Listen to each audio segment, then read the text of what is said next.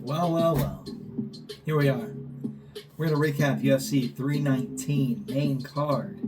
If you watched prelims, I'm glad you stuck around to watch them. We're not here for that, though. Main card time, baby. We had Tim Elliott versus KHAMZAT. And boy, I'm going to be honest. Tim Elliott, I was thinking that man didn't know where he wanted to go. But obviously, he knew exactly where he wanted to go. And eventually, he got where he needed to be. And that was in the dominant position, okay? Because what that guy do? He got him on the ground, took him out, sub. It's not a good look for Kai so far. That's 2 subs in a row. Obviously, we know what he's good at. That's his striking. We know what he needs to work on. It's his ground game. If he's going to want to come back, he's going to need to work on that. In the meantime, Tim Elliott, good job. Moving up the main card, you had Jared Cannonier versus Michael Venom Page. And if I'm being honest, I love Jared Cannonier in 5-round fights. If he's in a 5-round fight, it's a fight to be watched. And Michael Venom Page is, must-see TV if you've got your TV on and you're willing to watch him, okay? And personally, he showed out and he showed up, He didn't do a whole lot, but what he did do was he landed, he knocked Jared Cannonier over, whether it be with the impact of the punch or, just by pushing the guy over, big dogging him essentially, but from range, which is impressive in itself. Jared Cannonier couldn't really touch MVP, and when he did, he skated up out of there. No problem. Clinch work, yeah, he slowed him down, but ultimately Jared Cannonier wasn't able to break free, tag him up against the cage, elbow him against the cage. I hope Cannonier comes back stronger, He's a great fighter, very fit. One of the fittest dudes on the roster. It's actually insane how fit Jared Cannonier is. And for MVP, him versus Carlos Prates, that's pretty big. That'd be a big deal, right? Why not? 2 strikers, go at it. I'd like to see it. Moving up the card, you had Jeff Neal and Carlos Prates. Speak of that guy. Partier, doer, spinning elbower. Jeez. My God. Jeff Neal. You're a good fighter. You always come to bang.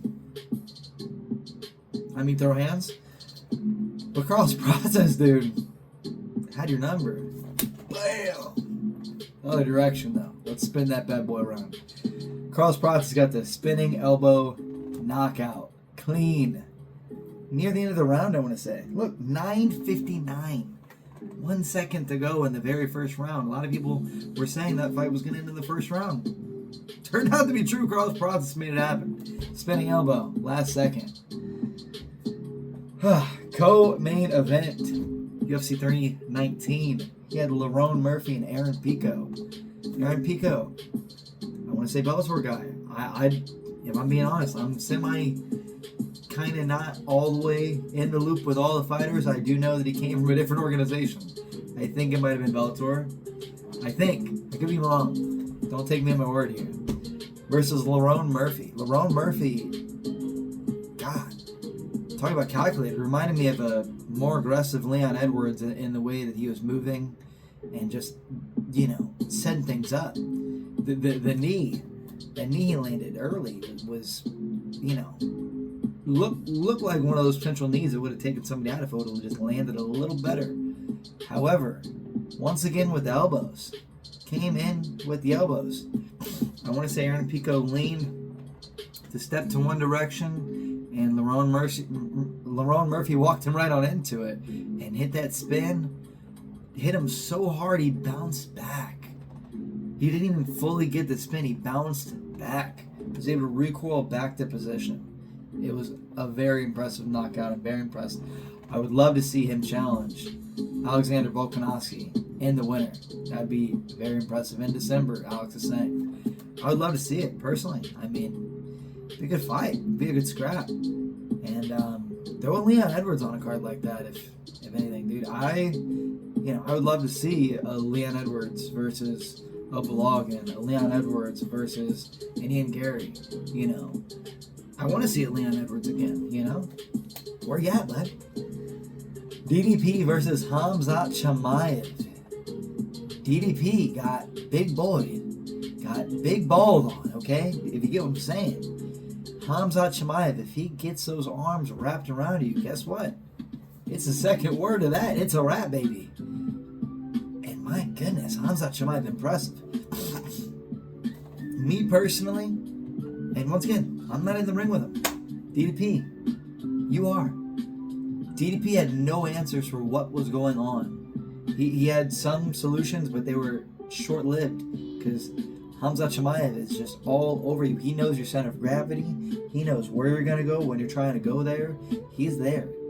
It was very, you know, Khabib-esque, okay, to where Khabib could just follow your body weight. You know, Islam Makhachev can do this too. You know, Dustin Poirier has spoken on these issues, and when I say issues, I mean issues for the fighter, for whoever's facing a guy like that, because once they have you in their grasp, man, it's like, you know, it's a death grip, unfortunately. And dude, I don't know if it's a record, but it's got to be. KHAMZAT CHIMAEV had some insane control time. I want to say over 20 minutes in a 5-round fight.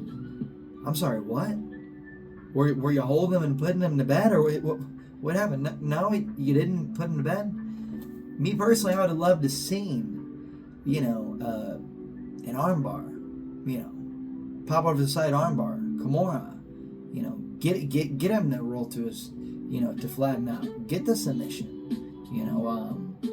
KHAMZAT CHIMAEV, I don't know if he couldn't have actually finished the fight, or if he just wanted to do what he does best, which is hold the dominant position over an opponent. I know he can finish guys. I think he could have finished DDP there. I think he chose to not finish a DDP there and instead do what he does best. And he did, okay? DDP is going to have to go home and feel probably the same way that he's made other fighters feel after facing him, like, shit, what do I got to do to beat this guy? And KHAMZAT CHIMAEV is that guy to beat, being the new middleweight champion of the world. The people we're missing right now, at least in my opinion, we have an Israel Adesanya and we have a Sean Strickland. I'd love to see either of them fight, and I wouldn't mind a rematch if they fought each other. It'd be quite impressive to see. They're both primarily strikers. It'd be a strike off, you know, instead of takedowns. I'm sorry, striking. Sean Strickland, Israel Adesanya. When are we going to hear about that, Dan? Is anybody going to break some news there? Is he? Sean Strickland? What's going on here? I'd love to see it. Anyhow, I've had a great time talking about UFC 319. This is going to be my first video of these. I'm going to try to do these daily. We're going to see what happens. You know, in the meantime, feel free to just look for the content. Like, comment, subscribe. My name is Josh. It's good to meet you guys, and we're going to talk more UFC in the coming days, weeks, and months, up until 2026, and we're going to see what we can do here. I'm very excited. I've been wanting to do this for quite a long time. I've been a UFC fan for not ages necessarily, but it feels like it, man. I'm the guy that on a Saturday, instead of most of the time going out, I'm going in on UFC. I'm a big fan. Whether, you know, you guys want to call me a casual, a nobody, a somebody, whatever, it doesn't matter to me. I'm just going to give my opinion here, you know, and you guys can judge it, critique it, talk about it, you know. Eventually we might go live on here and talk about it. It'll be a good time. And in the meantime, chat amongst each other. Tell me what I should do. What kind of video would you like to see me make? What would you want? You tell me. I don't know. Alright, anyway, Josh out. Peace.